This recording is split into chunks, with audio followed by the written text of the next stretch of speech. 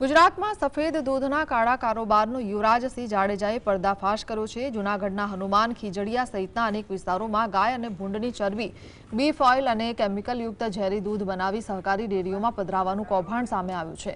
આ રેકેટની રેકી દરમિયાન યુવરાજસિંહ પર પથ્થરમારો કરી જાનલેવા હુમલો કરવામાં આવ્યો હતો। ગોપાલ ઇટાલિયાએ આક્ષેપ કર્યો છે કે નેતાઓના હપ્તાખોરીના કારણે એફઆઈઆર નોંધાવી નથી। પશુઓની સંખ્યા કરતાં 4 ગણું દૂધ લોકોના પેટમાં ઝેર તરીકે જઈ રહ્યું છે, ત્યારે આપના ગંભીર મુદ્દો વિધાનસભામાં ઉઠાવશે।